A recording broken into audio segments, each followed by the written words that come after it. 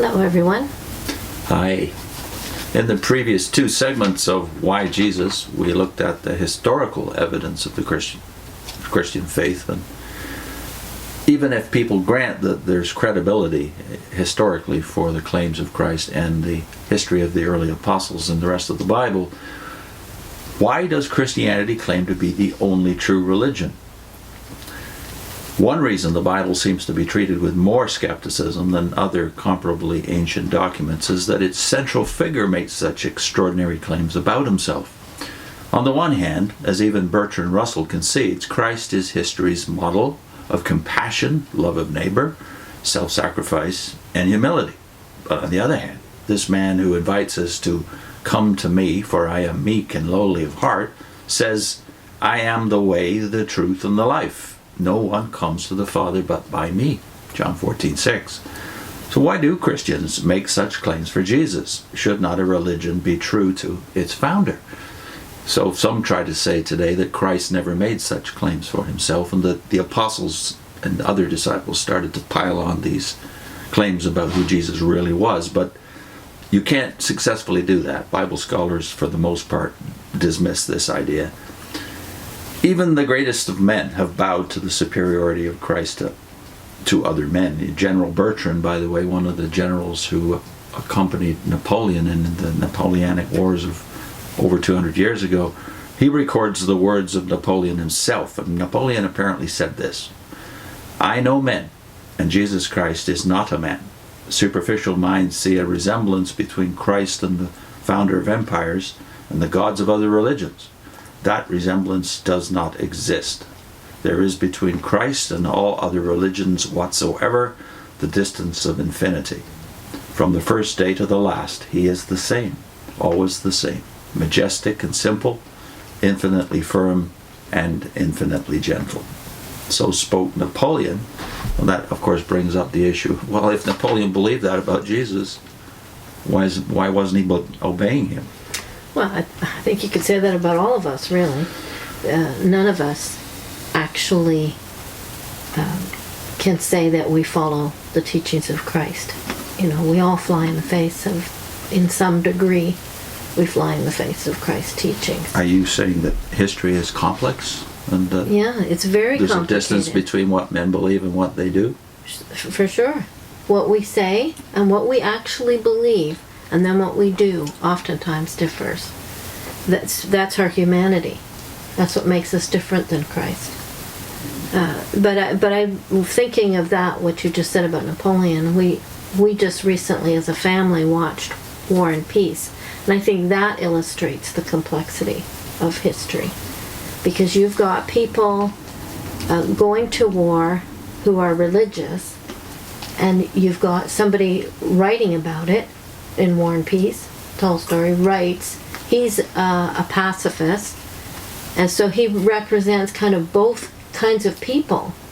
The ones that are pacifists in the movie, as well as the ones that are Christians but think, well, we have to do this. Because he is both kinds.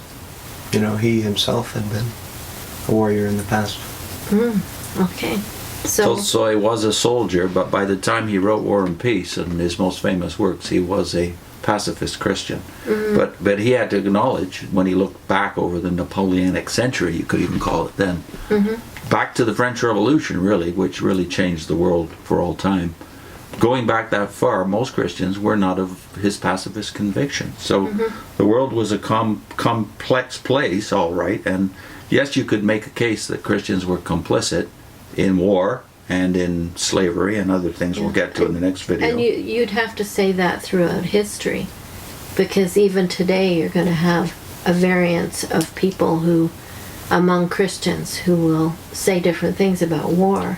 And we usually use the same justifications for war, Christian or non-Christian. We still use the same justification. It's the economy, we have to do that, or it's we have to protect our country.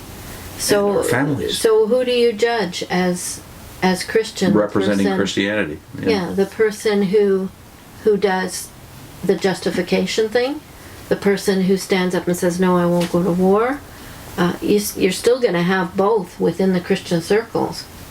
So how do you judge? Do you judge it based on the pacifist or the good examples, or do you judge it on the bad examples?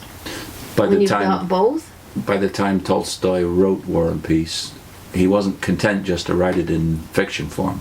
His convictions. He wrote a book called The Kingdom of God is Within You, and several other books, one called My Religion, where he puts his beliefs on the line and realizes he stands for a very small minority. But nevertheless, the wheat and the weeds grow together, as we've said elsewhere. At the same time as Napoleon is ravaging Europe, and Christians are fighting Napoleon in the name of freedom and in the name of Christ sometimes, the very same time William Wilberforce is fighting the battle in British Parliament for the abolition of slavery and the slave trade, and the excuses are the very same things you just brought up. Economy again. Economy of the empire depends upon this trade, and we can't afford to jeopardize the economy because we're fighting Napoleon. Yeah. All the same excuses we use. Yeah. So we're going to deal more with Wilberforce and that group of people. But it's suffice it to say for now that Wilberforce was a religious. It was his religious convictions as an evangelical Christian in Parliament that made him do what he did. And he had colleagues who were also claiming Christianity, like Aquilano, the ex-slave himself, who was part of that movement, and Hannah More, who was a Quaker, and Thomas Clarkson, who was a clergyman, and several other clergymen and prominent Christians. So they were a minority, but they fought harder, and they did more good in the long run than the people that they were opposed by. But the question still comes up: hasn't Christianity been responsible for crusades, wars, and persecution of its enemies? That question persists to this day. But would one judge the Germanic race by Hitler or Albert Schweitzer? Now, today, we all remember who Hitler is, but when I was a boy, everybody knew who Albert Schweitzer was. He was a German Christian who had been famous as a musician and as a theologian. Very few of us are famous in two fields, but by the time I was a boy, he was more famous for being the great missionary in Africa. So, do we judge the German people by Hitler or by Schweitzer? Do we judge Christianity by Jesus or by Judas? The great 19th century W.E.H. Lecky, he was a skeptic, by the way, while not denying the responsibility of Christians for some disgraceful events in the past, comments this way on the net effect, note that word, the net effect of Christ's teaching when applied. Lecky says, quote, "The character of Jesus has not only been the highest pattern of virtue, but the strongest incentive to its practice, and has exerted so deep an influence that if it may truly be said that the simple record of 3 short years of active life has done more to regenerate and soften mankind than all the disquisitions of philosophers and all the exhortations of moralists." And that's from Lecky's book, History of European Morals from Augustus to Charlemagne. So while Lecky, a skeptic, is not oblivious to the bad stuff done in Christ's name, in balance he sees the net gain. Yeah, so because he sees Christianity right back to its source and beyond that to the Roman Empire and paganism. So do we really think the world would be better off if we didn't have Jesus or Christianity? Would we really rather that it goes back to pre-Jesus? Some just think, though, that Christianity is outmoded. So that the question generated by that thought is, if Christianity is outmoded, is it because it's been tried and found inadequate to today's problems? Well, many people have been saying that for many hundreds of years, that Christianity's had its day, but it never seems to go away. It's growing faster now in Africa and in East Asia than any other religion. Yeah. Even though it is still declining in the West. Bertrand Russell... Hasn't it been famously said that it's not that it's been tried and wanting, but it's never been tried? I think that was Chesterton, wasn't it? Yeah, Who said that 100-some years ago. Chesterton said that. Yeah. Bertrand Russell, perhaps the 20th century's most famous atheist, comments on what it is that hinders human progress more than anything else. Russell says, quote, "What stands in the way, that is of progress, Not physical or technical obstacles, but only the evil passions in human minds. Suspicion, fear, lust for power, intolerance. The root of the matter is a very simple and old-fashioned thing. A thing so simple that I'm almost ashamed to mention it, for fear of the derisive smile with which wise cynics will greet my words. The thing I mean, please forgive me for mentioning it, is love, Christian love, or compassion. That from a book Russell wrote called The Impact of Science on Society. Now here's an atheist who, for some reason, whether conscious or not, links the two words love and Christian. Why?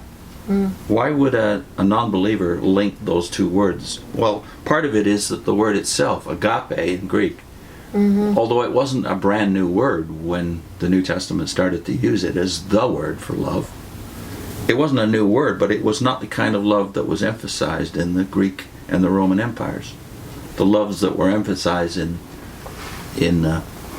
the world of that time were, of course, affection and family affection and friend affection, but the dominant idea, of course, was eros. So it can't be an accident that eros, the word eros, is not in the New Testament at all. The other Greek words for love, as in affection, are in the New Testament, but the dominant word is agape. And what's the difference between agape and the other loves, Well, as C.S. Lewis points out? Yeah, the agape is principled love, and it's sacrificial. Yeah. Not because of some due, the other person deserves it. It's not based in the emotions. It's principle. It's based upon, well, it assumes that there might not even be a reciprocation. There might not even be a reciprocal relationship between the object of the love and the lover. So this was a new concept in the world, and whether Russell meant it or not, he's made a link that Christ himself makes in John 13 and 14 when we talk about Christ being the way, and that being the claim of early Christianity. He's the exclusive way. Christ himself makes the link with a new commandment. So if we read in John 13 from verse 31, we should remark first that Judas has just left the room when Christ makes these comments. So it's interesting where his mind goes according to the sequence in John. John 13:31 through 14:7. So when he had gone out, Jesus said, "Now the Son of Man is glorified, and God is glorified in him. If God is glorified in him, God will also glorify him in himself, and glorify him immediately. Little children, I shall be with you a little while longer. You will seek me, and as I said to the Jews, where I am going, you cannot come. So now I say to you, a new commandment I give to you, that you love one another, as I have loved you, that you also love one another. By this all will know that you are my disciples, if you have love for one another." Simon Peter said to him, "Lord, where are you going?" Jesus answered him, "Where I am going, you cannot follow me now, but you shall follow me afterward." Peter said to him, "Lord, why can I not follow you now? I will lay down my life for your sake." Jesus answered him, "Will you lay down your life for my sake? Most assuredly I say to you, the rooster shall not crow till you have denied me 3 times. Let not your heart be troubled. You believe in God, believe also in me. In my Father's house are many mansions. If it were not so, I would have told you. I go to prepare a place for you. And if I go and prepare a place for you, I will come again and receive you to myself, that where I am, there you may be also. And where I go, you know, and the way you know." Thomas said to him, "Lord, we do not know where you are going, and how can we know the way?" Jesus said to him, "I am the way, the truth, and the life. No one comes to the Father except through me. If you had known me, you would have known my Father also. And from now on, you know him and have seen him. So in the flow, you see the connection between the thought, the narrative. Judas is gone. Christ is sacrificing his life willingly. He's laying down his life for the sheep. And then when Christ makes the connection between the Son of Man being glorified and love. Love can only come into the world, according to Paul's lights, when the Spirit is poured out. The Spirit can't be poured out until Christ dies and is raised again. And he's expecting them to demonstrate the same kind of love as he has. Sacrificial love. So the great claims that, well, the famous part here of, obviously, I am the way, the truth, and the life, but as you pointed out in thinking through this, you see other extravagant claims. Yeah, you know, how can anyone say, believe in God, believe also in me? You know, this is a verse that a witness has to wrestle with. What does that mean? As C.S. Lewis points out, there's only three ways to deal with this kind of claim of Jesus. Either he's a liar, he's a lunatic, or he's who he says he is, the Lord. And verse 7, if you'd known me, you would have known my Father. From now on, you do know him and have seen him. Yeah. You've seen the Father, and he's a human being, or as the Watchtower, for one, points out, he's a incarnated angel. Yeah. These are extravagant claims by anybody, including Michael the Archangel. You know, even his saying, I will come again and will receive you to myself. You know, all of these seem to kind of be a problem. If you're Jehovah's Witness, it's definitely a problem. There's way too much about me. But Jesus.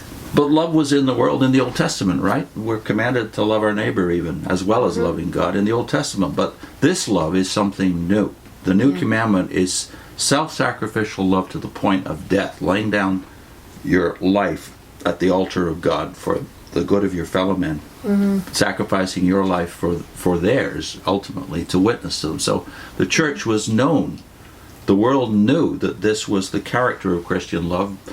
Constantine, when he made the Christian religion the official religion of the empire, it wasn't because Christians now outnumbered other people. They probably were not more than 10 or 15% of the population. They didn't fight in the armies, so they didn't just do things better than the Romans. He just knew it had a moral force, this sacrificial force, that he thought was a good thing for the Roman Empire. Of course, we know what happened in the wake of that. So when we hear the word love, when Russell connects the word love to Christian, whether he's doing it consciously or not, something new had come into the world with Christ. In the next segment, we want to talk about whether or not that concept of sacrifice is in the modern mind, i.e. when Christians think of Christianity, they think of the sacrifice of Christ. But when onlookers look at Christianity, do they think of sacrifice as epitomizing the Christian sacrificial love? Or do they rather think, at least in Western culture, that to be a Christian you've got to sacrifice your mind? So next segment we want to look at two questions. Isn't Christianity a religion for deluded or weak minds or wishful thinkers? And also, isn't Christianity responsible for slavery, oppression of women, etc.? And we want to link Lee Strobel, who has been depended upon heavily during some of these points for the information and the source. We'll link that at the end of this video. And we should mention two movies. You've already mentioned one, War and Peace. Yeah, War and Peace and Amazing Grace. I think it'd be well worth your while to look and kind of immerse yourself in that time period. War and Peace, obviously about the Napoleonic period, and Amazing Grace about the time, most of it just before the Napoleonic Wars, but influenced by it. So those are the movies about, in the one case, the Napoleonic era. So either the Russian version, which we saw, which by the way is an investment of about 7 hours, if you watch the video, or the short version, the American, the international production, which is about 4 hours. Either version of War and Peace and Amazing Grace, which is by Michael Apted, about Wilberforce and his period. And we'll put the other link to Strobel at the end of the video.